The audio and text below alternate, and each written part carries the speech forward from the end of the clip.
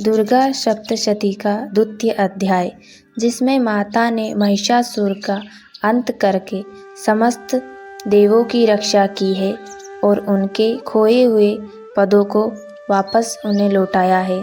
ऐसी माँ महिषासुर मर्दिनी के चरणों में नमन करते हुए द्वितीय अध्याय का प्रारंभ करते हैं। देवों के तेज से देवी का प्रादुर्भाव और महिषासुर की सेना का वध।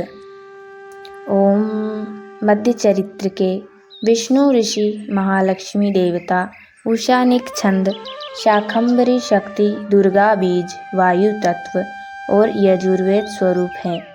श्री महालक्ष्मी की प्रसन्नता के लिए मध्यम चरित्र के पाठ में इसका विनियोग है। मैं कमल के आसन पर बैठी हुई प्रसन्न मुखी महिषासुर मर्दिनी भगवती महालक्ष्मी का भजन करता हूँ, जो अपने हाथों में अक्षमाला, फरसा, गदा, बाण, वज्र, पद्म, धनुष, कुंडिका, दंड, शक्ति, खड्ग, ढाल, शंखा, घंटा, मधुपात्र, शूल, पाश और चक्र धारण करती हैं। ऋषि कहते हैं, पूर्व काल में देवता और असुरों में पूरे 100 वर्षों तक घोर संग्राम हुआ था। उसमें असुरों का स्वामी महिषासुर था और देवताओं के नायक इंद्र थे।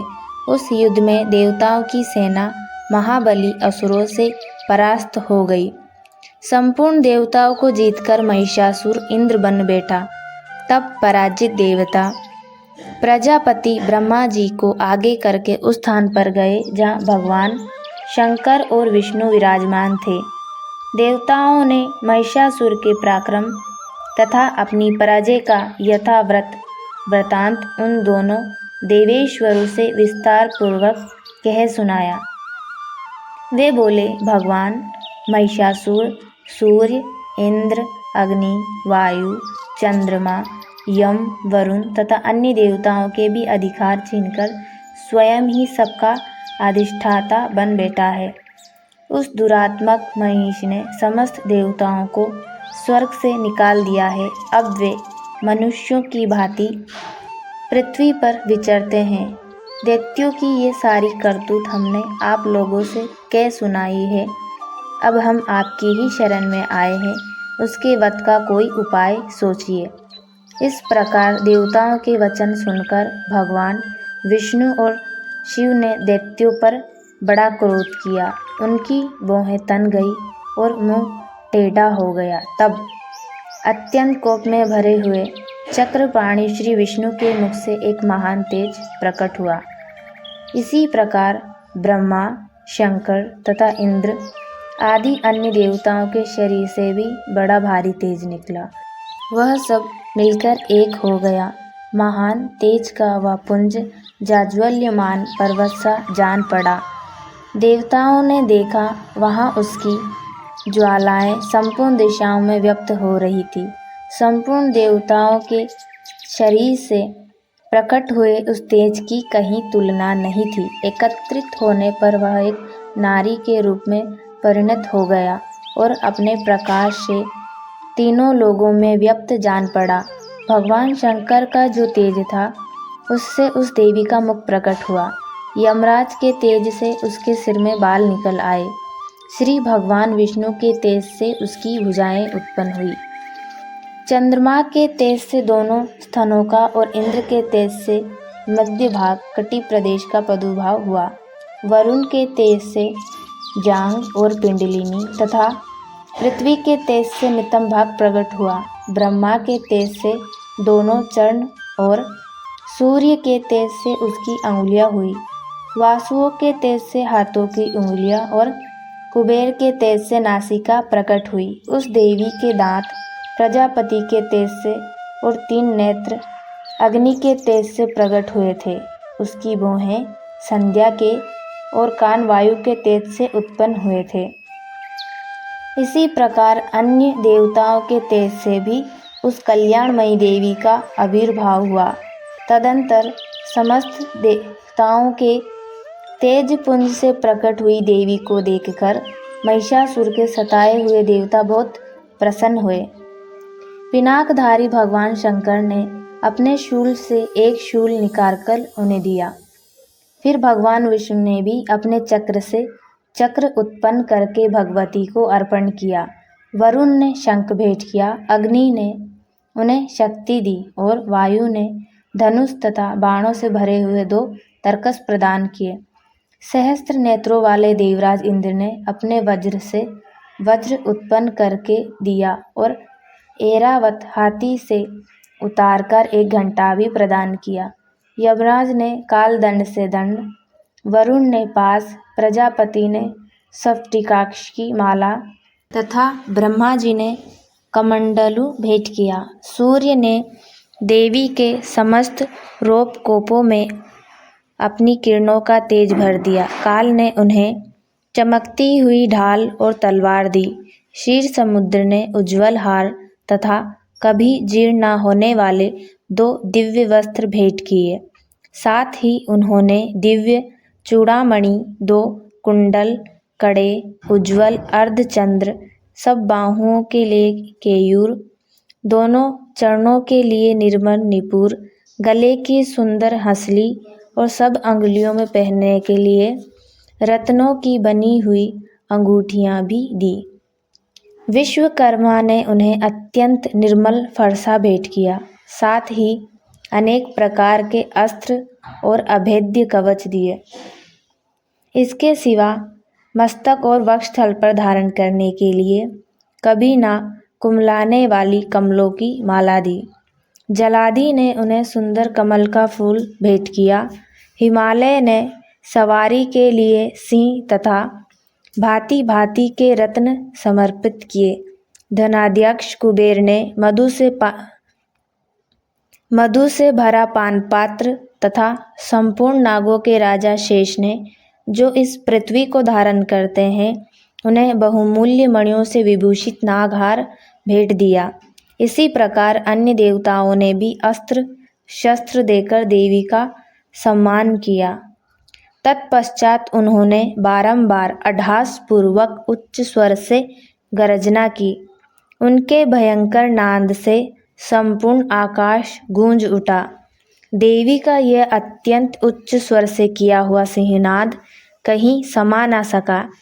आकाश उसके सामने लघु प्रतीत होने लगा, जिससे बड़े जोर की प्रतिध्वनि हुई, जिससे संपूर्ण विश्व में हलचल मच गई और समुद्र कांप उठे। पृथ्वी डोलने लगी और समस्त पर्वत हिलने लगे। उस समय देवताओं ने अत्यंत प्रसन्नता के साथ सिंहवाहिनी भवानी से कहा, देवी तुम्हारी जय हो। साथ ही महर्षियों ने भक्ति भाव से विनम्र होकर उनका स्तवन किया। संपूर्ण त्रिलोकी को शोभाग्रस्त देख दैत्यगण अपनी समस्त सेनाओं को कवच आदि से सुसज्जित कर हाथ में हथियार ले साहस उठाकर खड़े हो गए। उस समय महिषासुर ने बड़े क्रोध में आकर कहा, आह, ये क्या हो रहा है। फिर वह संपूर्ण असुरों से घिरकर उस सिंहनाद की ओर लक्ष्य करके दौड़ा और आगे पहुंचकर उसने देवी को देखा, जो अपनी प्रभा से तीनों लोगों को प्रकाशित कर रही थी। उनके चरणों के भार से पृथ्वी दबी जा रही थी। माथे के मुकुट से आकाश में रेखा सी खिंच रही थी तथा वे अपने धनुष की टंकार से सातों पातालों को लुप्त किए देती थी। देवी अपनी हजारों भुजाओं से संपूर्ण दिशाओं को आच्छादित करके खड़ी थी। तदंतर उनके साथ दैत्यों का युद्ध छिड़ गया। नाना प्रकार के अस्त्र शस्त्रों के प्रहार से संपूर्ण दिशाएं उपसित होने लगी। चिक्षुर नामक महाअसुर महिषासुर का सेनानायक था। वह देवी के साथ युद्ध करने लगा। अन्य दैत्यों की चतुरांगी सेना साथ लेकर चमार भी लड़ने लगा। 60,000 रथियों के साथ आकर उदग्र नामक महादैत्य लोहा लिया। 1 करोड़ रथिकों के साथ लेकर महाहनु नामक दैत्य युद्ध करने लगा, जिसके रोए तलवार के समान तीखे थे। वह असिलोम नामक महादैत्य 5 करोड़ रथी सैनिका सहित युद्ध में आ डटा। 60 लाख रथियों से घिरा हुआ वक्षकाल दैत्य भी उस युद्ध भूमि में लड़ने लगा। परिवारित नामक राक्षस हाथी सवार और घोड़सवारों के अनेक दलों तथा 1 करोड़ रथियों की सेना लेकर युद्ध करने लगा। विडाल नामक दैत्य 5 अरब रथियों से घिरकर लोहा लेने लगा। इसके अतिरिक्त और भी हजारों महादैत्य रथ, हाथी और घोड़ों की सेना साथ लेकर वहां देवी के साथ युद्ध करने लगे। स्वयं महिषासुर उस रणभूमि में कोटि-कोटि सहस्त्र रथ, हाथी और घोड़ों की सेना से घिरा हुआ खड़ा था। वे दैत्य देवी के साथ तोमर, भिंदीपाल, शक्ति, मूसल, खड्ग, पारशु और पट्टिश आदि अस्त्र शस्त्रों का प्रहार करते हुए युद्ध कर रहे थे। कुछ दैत्यों ने उन पर शक्ति का प्रहार किया तथा कुछ लोगों ने पास फेंके तथा कुछ दूसरे दैत्यों ने खड्ग प्रहार करके देवी को मार डालने का उद्योग किया। देवी ने भी क्रोध में भरकर खेल में ही अपने अस्त्र शस्त्रों की वर्षा करके दैत्यों के वे समस्त अस्त्र शस्त्र काट डाले। उनके मुख पर परिश्रम या थकावट का रंच मात्र भी चिन्ह नहीं था। देवता और ऋषि उनकी स्तुति करते थे। वे भगवती परमेश्वरी दैत्यों के शरीर पर अस्त्र शस्त्रों की वर्षा करती रही। देवी का वाहन सिंह भी क्रोध में भरकर गर्दन के बालों को हिलाता हुआ असुरों की सेना में इस प्रकार विचरने लगा मानो वनों में दावानल फैल रहा हो। रणभूमि में दैत्यों के साथ युद्ध करती हुई अंबिका देवी ने जितने निश्वास छोड़े वे सभी तत्काल सैकड़ों हजारों गणों के रूप में प्रकट हो गए और पारशु, भिंदपाल, खड्ग तथा पट्टिश आदि अस्त्रों द्वारा असुरों का सामना करने लगे। देवी की शक्ति से बड़े हुए वे गण असुरों का नाश करते हुए नगाड़ा और शंख आदि बजाने लगे।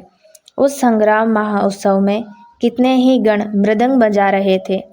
तदंतर देवी त्रिशूल से, गदा से, शक्ति की वर्षा और खड्ग आदि से सैकड़ों महादैत्य का संहार कर डाला। कितनों को घंटे के नाद से मूर्छित करके मार गिराया। बहुतेरे दैत्यों को पांस से बांधकर धरती पर घसीटा। कितने ही दैत्य उनकी तीखी तलवार की मार से 2-2 टुकड़े हो गए। कितने ही गदा की चोट से घायल हो धरती पर सो गए। कितने ही मूसल की मार से अत्यंत आहत होकर रक्त वमन करने लगे। कुछ दैत्य शूल से छाती फट जाने के कारण पृथ्वी पर ढेर हो गए। उस रणगाण में बाण समूह की वष्टि से कितने ही असुरों की कमर टूट गई। बाज की तरह झपटने वाले देवी पिंड दैत्यगण अपने प्राणों से हाथ धोने लगे। किन्हीं की बाहें छिन्न भिन्न हो गई, कितनों की गर्दन कट गई। कितने ही दैत्य मस्तक कट कट कर गिरने लगे। कुछ लोगों के शरीर मध्य भाग में ही विलीन हो गए। कितने ही महादैत्य जांघें कट जाने से पृथ्वी पर गिर पड़े। कितनों को ही देवी ने एक बाह, एक पैर और एक नेत्र वाले करके 2 टुकड़ों में चीर डाला। कितने ही दैत्य मस्तक कट जाने पर भी गिरकर फिर उड़ जाते और केवल धड़ के ही रूप में अच्छे अच्छे हथियार हाथ में ले देवी के साथ युद्ध करने लगते थे। दूसरे कबंध युद्ध की बाजों की लाय पर नाचते थे। कितने ही बिना सिर के धड़ हाथ में खड्ग, शक्ति और रिष्टि लिए दौड़ते थे तथा दूसरे महादैत्य ठहरो ठहरो यह कहते हुए देवी को युद्ध के लिए ललकारते थे। जहाँ वहाँ घोर संग्राम हुआ था वहाँ की धरती देवी के गिराए हुए रथ, हाथी, घोड़े और असुरों की लाशों से ऐसी फट गई थी कि वहाँ चलना फिरना असंभव हो गया था। दैत्यों की सेना में हाथी, घोड़े और असुरों के शरीर से इतनी अधिक मात्रा में रक्तपात हुआ था कि थोड़े ही देर में वहाँ खून की बड़ी बड़ी नदियाँ बहने लगी। जगदम्बा ने असुरों की विशाल सेना को क्षण भर में नष्ट कर दिया। ठीक उसी तरह जैसे तृण और काट के भारी ढेर को आग कुछ ही क्षणों में भस्म कर देती है। और वह सिंह भी गर्दन के बालों को हिला हिलाकर जोर जोर से गर्जना करता हुआ दैत्यों के शरीर से मानो उनके प्राण चुन लेता था, वह देवी के गणों ने भी उन महादैत्य के साथ ऐसा युद्ध किया जिससे आकाश में खड़े हुए देवतागण उन पर बहुत संतुष्ट हुए और फूल बरसाने लगे। इस प्रकार श्री मार्कंडेय पुराण में सावर्णी के मनवंतर की कथा के अंतर्गत देवी महात्माएं नामक दूसरा ओम तत्सत यहाँ महिषासुरमर्दिनी दूसरा पाठ पूर्ण होता है। माँ भगवती आपकी संपूर्ण कामनाएं पूर्ण करे और मेरी वाणी द्वारा आपको ये पाठ अच्छा लगा हो तो चैनल को लाइक और सब्सक्राइब कर लें।